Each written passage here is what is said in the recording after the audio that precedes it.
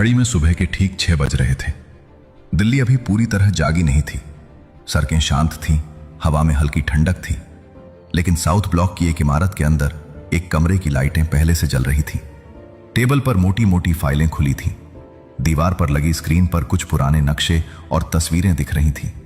कमरे में बैठे लोग धीमी आवाज में बात कर रहे थे। माहौल गंभीर था। इन्हीं फाइलों के बीच एक नाम बार बार सामने आ रहा था, अजीत डोभाल। आज दुनिया उन्हें भारत के सबसे ताकतवर रणनीतिक दिमागों में गिनती है। लेकिन इस कुर्सी तक पहुंचने से पहले उन्होंने वो जिंदगी जी थी जो बहुत कम लोग जी पाते हैं। एक ऐसी जिंदगी जिसमें नाम बदल जाता है, पहचान बदल जाती है और गलती की कीमत सीधे मौत होती है। यह कहानी किसी एक मिशन की नहीं है। यह कहानी है उस सोच की जो फाइलों में नहीं, मैदान में बनती है। अजीत डोभाल का जन्म 1945 में उत्तराखंड के पौड़ी गढ़वाल में हुआ था।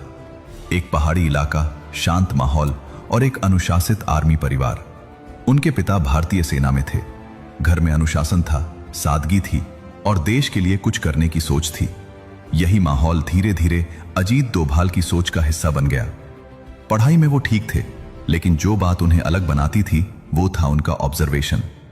वो लोगों की बातों से ज्यादा उनकी चुप्पी पढ़ते थे। कॉलेज के बाद उन्होंने सिविल सर्विसेज की तैयारी की। 1968 में वो इंडियन पुलिस सर्विस यानी आईपीएस में चुने गए। उन्हें केरल कैडर मिला। एक आम अफसर यहां से एक आरामदायक करियर चुन सकता था, पोस्टिंग, प्रमोशन और रिटायरमेंट। लेकिन सिस्टम ने जल्दी ही समझ लिया कि यह अफसर अलग है। यह फाइलों के पीछे बैठने के लिए नहीं बना, यह ग्राउंड पर काम करने के लिए बना है। कुछ ही समय में अजीत डोभाल को इंटेलिजेंस ब्यूरो में भेजा गया। यहीं से उनकी जिंदगी का असली मोड़ शुरू होता है। इंटेलिजेंस की दुनिया बाहर से जितनी शांत दिखती है, अंदर से उतनी ही खतरनाक होती है। यहां कोई वर्दी नहीं होती, कोई सायरन नहीं होता। यहां लड़ाई होती है जानकारी से, भरोसे से और दिमाग से। यहां एक छोटी सी गलती पूरी ऑपरेशन को खत्म कर सकती है और कई बार ऑपरेटिव की जान भी ले सकती है। डोभाल ने यहां सीखा कि असली जंग बंदूक से नहीं, नेटवर्क से जीती जाती है। कौन किससे मिलता है, कौन किसे पैसा देता है, कौन किसे इस्तेमाल कर रहा है, यही सवाल इंटेलिजेंस की असली नींव होते हैं। 1970 और 80 का दशक भारत के लिए आसान नहीं था। मिजोरम में उग्रवाद, पंजाब में आतंकवाद, कश्मीर में बढ़ती अशांति। अजीत डोभाल को बार बार इन्हीं मुश्किल इलाकों में भेजा गया। वो सिर्फ ऑपरेशन रूम में बैठकर रिपोर्ट नहीं पढ़ते थे, वो खुद बाहर निकलते थे, लोकल लोगों से बात करते थे। उनकी परेशानी, उनका गुस्सा, उनका डर सब समझने की कोशिश करते थे। उन्होंने देखा कि आतंकवाद सिर्फ बंदूक से पैदा नहीं होता, वो पैदा होता है नाराजगी से, डर से और गलत सोच से। यहीं से उनकी सोच और साफ हो गई। अगर आपको समस्या खत्म करनी है तो सिर्फ लक्षण नहीं, जड़ पर काम करना होगा। 1980 के दशक में भारत को एक बड़ी समस्या थी। पाकिस्तान के अंदर क्या चल रहा है इसकी सही जानकारी। सैटेलाइट तस्वीरें काफी नहीं थीं, फाइलें काफी नहीं थीं। भारत को चाहिए थी ग्राउंड रियलिटी, यानी पाकिस्तान के अंदर से असली जानकारी। यह एक बेहद खतरनाक काम था, क्योंकि यहां कोई डिप्लोमेटिक कवर नहीं होता, कोई इम्यूनिटी नहीं होती। पकड़े गए तो सरकार भी आधिकारिक तौर पर मानने से इनकार कर सकती थी। अजीत डोभाल को इस काम के लिए चुना गया। नई पहचान, नया नाम, नई कहानी। रिपोर्ट्स और इंटरव्यूज के मुताबिक डोभाल ने पाकिस्तान में एक आम आदमी की तरह वक्त बिताया, कभी मजदूर बनकर, कभी धार्मिक कार्यक्रमों में जाकर, कभी लोकल इलाकों में रहकर। उनका मकसद था समझना कि पाकिस्तान का सिस्टम अंदर से कैसे काम करता है, आतंकवादी नेटवर्क कैसे बनते हैं और आईएसआई किस तरह इन्हें सपोर्ट करती है। पाकिस्तान के अंदर रहना मतलब हर दिन खतरे में रहना, हर गली में शक, हर चेहरे पर सवाल, हर बातचीत में जोखिम। डोभाल के पास कोई हथियार नहीं होता था, कोई सुरक्षा नहीं होती थी। उनका असली हथियार था उनका दिमाग और उनका व्यवहार। वो लोकल लोगों के बीच बैठते थे, चाय की दुकानों पर बातें सुनते थे, मस्जिदों के बाहर खड़े होकर माहौल समझते थे। धीरे धीरे वो उन जगहों तक पहुंचने लगे जहां असली बातें होती थीं। ट्रेनिंग कैंप्स की चर्चा, कश्मीर भेजे जाने वाले लड़ाकों की बातें और आईएसआई के रोल की फुसफुसाहटें। एक छोटी सी गलती और सब खत्म हो सकता था, लेकिन वो बचे रहे और वो जानकारी लेकर लौटे जिसने भारत को दुश्मन के सिस्टम को अंदर से समझने में मदद की। कुछ साल बाद बिना किसी शोर के, बिना किसी कैमरे के अजीत डोभाल वापस भारत लौट आए। बाहर की दुनिया के लिए वो सिर्फ एक अफसर थे, लेकिन सिस्टम के अंदर वो अब एक ऐसे आदमी बन चुके थे जो दुश्मन को उसके घर में जाकर समझ आया था। 1990 का दशक। कश्मीर की वादियां सुंदर थीं, लेकिन माहौल भारी था।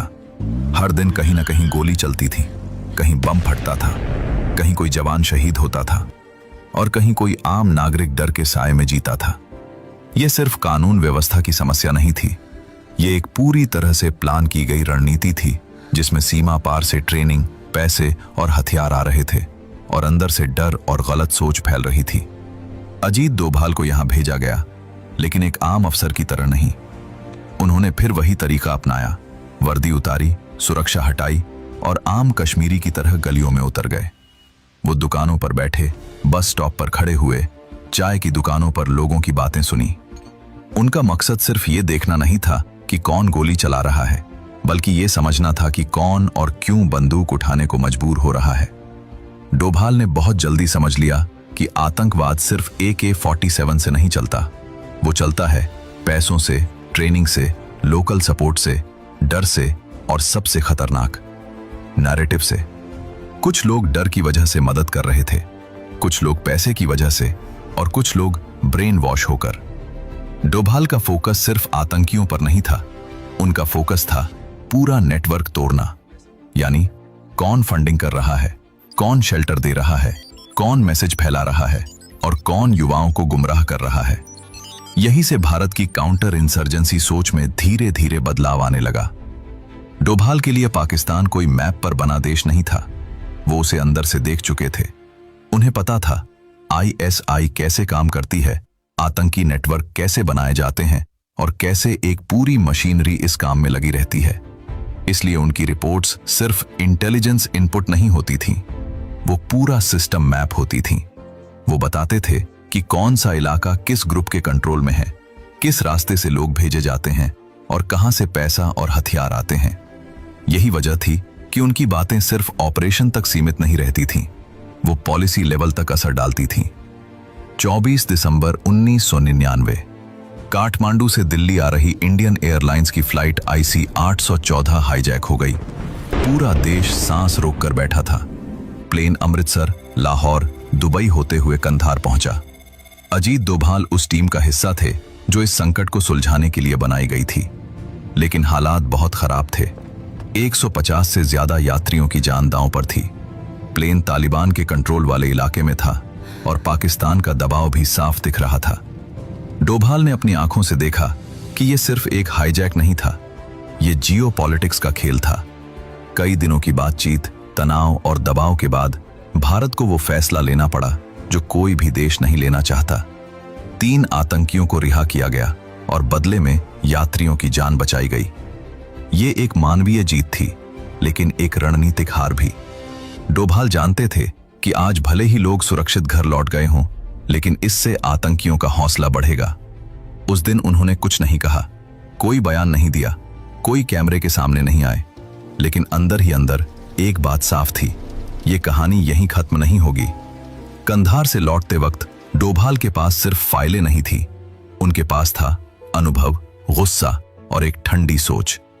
वो जानते थे आतंकवादियों के लिए कोई एक्सपायरी डेट नहीं होती, वक्त लगेगा लेकिन जवाब जरूर आएगा। यहीं से उनकी सोच और सख्त हो गई।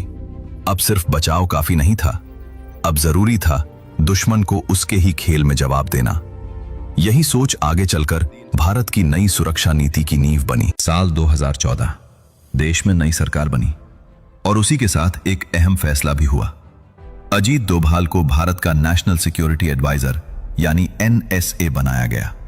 यह कोई आम पोस्ट नहीं थी, यह वो कुर्सी थी जहां से सेना की रणनीति, इंटेलिजेंस एजेंसियों का तालमेल और देश की सुरक्षा नीति तीनों की दिशा तय होती है।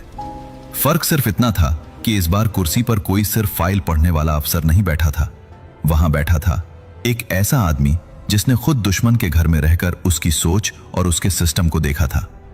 डोभाल की पहली ही सोच साफ थी, अगर आप सिर्फ बॉर्डर पर खड़े रहेंगे तो लड़ाई हमेशा आपके घर तक आएगी। डोभाल की सोच को बाद में डोवल डॉक्ट्रिन कहा जाने लगा। इसका मतलब बहुत सरल था, लेकिन असर बहुत गहरा। इस सोच के 3 बड़े हिस्से थे। एक, भारत के अंदर सुरक्षा मजबूत करना, इंटेलिजेंस, पुलिस, टेक्नोलॉजी और बॉर्डर सिक्योरिटी। 2, दुश्मन के सपोर्ट सिस्टम को तोड़ना, फंडिंग, ओवरग्राउंड वर्कर्स और नेटवर्क को कमजोर करना। 3, जरूरत पड़े तो बाहर जाकर जवाब देना, ताकि दुश्मन को पहले से पता हो कि कीमत चुकानी पड़ेगी। मतलब साफ था, अब भारत सिर्फ बचाव नहीं करेगा, अब भारत डिटरेंस बनाएगा। डिटरेंस यानी दुश्मन को यह एहसास दिलाना कि हमला करने की कीमत बहुत भारी होगी। सितंबर 2016 उरी में भारतीय सेना के बेस पर हमला हुआ। पूरा देश गुस्से में था। हर जगह एक ही सवाल था, अब क्या? इस बार जवाब सिर्फ बयान नहीं था, भारत ने सर्जिकल स्ट्राइक की। यह सिर्फ एक मिलिट्री ऑपरेशन नहीं था, यह एक स्ट्रैटेजिक मैसेज था कि भारत अब चुपचाप सहने वाला नहीं है। फिर आया 2019 का पुलवामा हमला और उसके बाद बालाकोट एयर स्ट्राइक। पहली बार भारतीय वायुसेना ने सीधे सीमा के उस पार जाकर आतंकी ठिकानों पर हमला किया। यह दुनिया को दिया गया साफ संदेश था, भारत अब रिएक्ट नहीं करता, भारत अब प्रीएम्प्ट करता है।